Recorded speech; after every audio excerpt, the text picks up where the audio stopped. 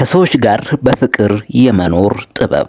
የሰው ልጅ አደገኛ የዚህች ዓለም ፍጡር ነው። እጅጉን አስፈላጊም ነው፣ በተቃራኒው ደግሞ እጅጉን አስቸጋሪም ነው። ተፈጥሮ ባደለችው አይምሮ ያስባል፣ ይገምታል፣ ያመዛዝናል፣ መልካምን ይሻል፣ ክብርን፣ ማግኘትን፣ መሾምን፣ መወደድን ምርጫው ያደርጋል።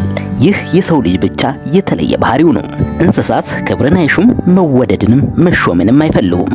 የሰው ልጅ በዚህ ስነ ባህሪው የተለየ ያደርገዋል። በዚህ ውስብስብ በሆነው የሰው ልጅ አስቸጋሪ ስነ ባህሪ በመላበት ዓለም ውስጥ እንዴት ከሰዎች ጋር በፍቅር መኖር ይቻላል የሚለው የብዙዎች ጥያቄ ነው። ዛሬ በዚህ ቪዲዮ ላይ የማጋራችሁ ትልቅ ሚስጥር አለ። እስከ መጨረሻው ድረስ አብራችሁ ሁኑ። ቻናሉን ሰብስክራይብ እና ላይክ ሼር ማድረጋችሁን አትርሱ። በቀጥታ አለፍኩ። ከሰዎች ጋር በፍቅር መኖር የምትሹ ከሆናችሁ እነዚህን በትክክል ተግባራዊ አድርጉ። የመጀመሪያውና ዋነኛው ስቆ ማለፍ መቻል። ብልሆችና አስተዋይነትን የታደሉ የዓለማችን ሰዎች ከሰዎች ጋር በፍቅር ለመኖር የሚጠቀሙት የግንኙነት ጥበብ ነው። እልፍ ሰዎች ስቀው ሊያልፉት የሚችሉትን ጉዳይ በሞኝነት በመጋፈጣቸው ለህሊና ጸጸት ተዳርገዋል። ዘመናቸውን በእስር እንዲያሳልፉ ሆነዋል። ሕይወታቸውን እንዲያጡ፣ ገንዘባቸውን፣ የሚወዱትንና የሚወዳቸውን ሰው አጥተዋል። የሚወዱትንና የሚወዳቸውን ሰው አጥተዋል። በምን ምክንያት ካላችሁ ስቆ ማለፍ ባለመቻላቸው ብቻ። ይህን ስቆ ማለፍ የሚለውን ከሰዎች ጋር በፍቅር የመኖር የህይወት ጥበብን መጠቀም የሚችሉ ሰዎች በሰዎች በኩል የሚመጣባቸውን ማናቸውንም ፈተና በድል ይወጡታል፣ በብቃት ያልፉታል። በዘመናቸው ሰላማቸውን ያገኛሉ። ከሰዎች ጋር የፍቅር መረብን ይሰራሉ። የመተሳሰብና የመተዛዘን ኮረጆ ውስጥ መቆየት ይችላሉ። ወዳጄ ስቆ ማለፍን የህይወትህ መርህና መመሪያ አድርገው። የሰዎችን ክፉ ንግግር ታልፍበታለህ። አስተዋይ ካልሆኑ ሰዎች የሚወረወሩ መጥፎ ቃላቶች አይጎዱህም፣ ልብህ አይሰበርም። በተመሳሳይ ሰዎች እንዲከፉብህ አታደርግም፣ ጓደኛህን አታስቀይምም፣ የማንንም ሰው ልብ አትሰብርም። ስቆ ማለፍን ስታውቅ ሰዎች በተለያየ ምክንያት ስሜታዊ የምትሆንበትን ሁኔታ ሊፈጥሩብህ ይችላሉ።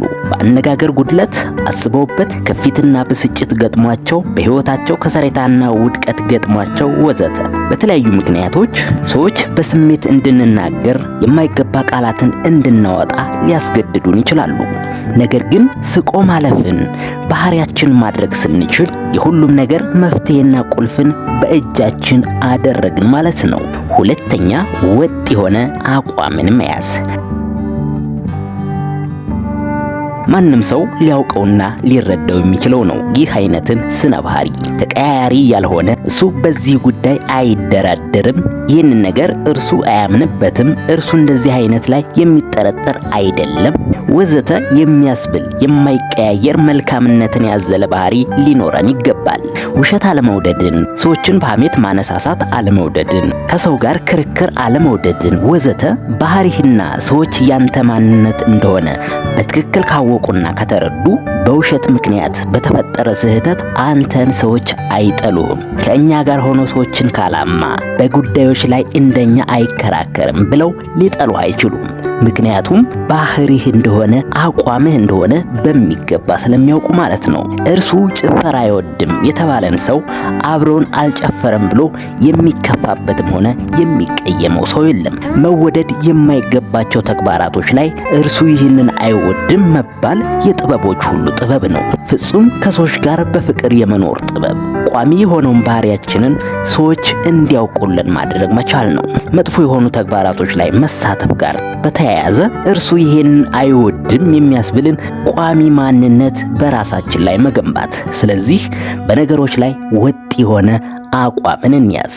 ፍጹም ስካርን የማይወድ፣ ፍጹም ሐሜትን የማይወድ፣ ፍጹም ረጅም ክርክርን የማይወድ አይነት ሰው እንሆን። ወጥ የሆነ አቋም ማለት ይሄ ነው። በነገሮች የማይለዋወጥ፣ በሁኔታዎች የማይቀያየር፣ ደረቅ ልንሆንባቸው በሚገቡ በማይጠቅሙ ጉዳዮች ላይ ግትር መሆን ሰዎች ባህሪያችን እንደሆነ አድርገው እንዲቀበሉት ስለሚያደርግ ከሰዎች ጋር በፍቅር እንድንኖር እንሆናለን ማለት ነው። ሶስተኛው ከሚመስሉን መቅረብ መቀራረብ። በብዙ ጉዳዮች ላይ ልዩነት ያለን ሰዎች ሆነን ሳለ በሚገባ ልክ ፍቅር እንሁን ማለት እጅጉን ከባድ ነው። በሚቻልህ ልክ ጓደኛ ልታደርገው የምታቀርበው በአንጻሩ ተቀራራቢ አይነት አቋም ሊኖራቸው ይገባል። መንገድ ላይ ተቀምጠ ስትለምን የምትውል ምስኪን ሆነ እኔ ጓደኛ ማድረግ የሚሻው ታዋቂ ሰዎችን ነው፣ ሀብታም ሰዎችን ነው ብለህ ልትቀርባቸው ብትሞክር ፈጽሞ የማይቻልና ልትጣጣሙ የምትችሉ አትሆኑም። በፍቅር መኖር ደረጃ የሆነ ሰው ለምታደርገው መቀራረብ ብቻ ነው። መግባባት፣ መረዳዳት፣ መተጋገዝ የሚቻለው በፍቅር መኖር አለመኖር የሚለው ጥያቄ እንኳን ሊጠየቅ የሚገባው ተቀራራቢ የሀብት፣ የእውቀት፣ የትምህርት፣ የባህል ወዘተ ትንሽም ቢሆን መቀራረብ ላለው ግንኙነት ብቻ ነው። በፍቅር መኖር የሚለው ሀቅ የሚሰራው ልብህ ሳይሸረሸር እንደፈለገህ ነፃነትህን ጠብቀህ ተመሳስለህና ተከባብረህ መኖር የምትችለው በፍቅርና በመዋደድም ውለህ ልታድር የምትችለው ከሚመስሉ ሰዎች ጋር መቀራረብ ስትችል ብቻ ነው። በጥቂቱም ቢሆን ከሚመስሉ ሰዎች ጋር መቀራረብ ስትችል ብቻ ነው።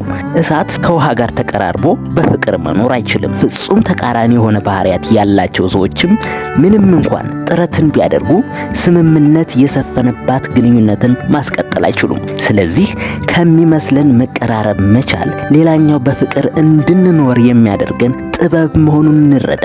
የሚመስልን ማወቅ፣ እኩያን መምረጥ ጥበበኝነት ነው። የዛሬው መልእክት ይሄ ነበረ። ከወደዳችሁት ላይክ እና ሼር በማድረግ ለወዳጅ ዘመዶቻችሁ አጋሩ። ለቻናሉ አዲስ ከሆናችሁ ሰብስክራይብ አድርጉ፣ ቤተሰብ ሁኑ። ዘወትር የምለቃቸው አዳዲስ ሐሳቦች በቶሎ ይደርሷችኋል። አብራችሁ ስለነበራችሁ ከልብ አመሰግናለሁ። ሰላምና ጤና ከእናንተ ጋር ይሁን። ቸር ቆዩልኝ።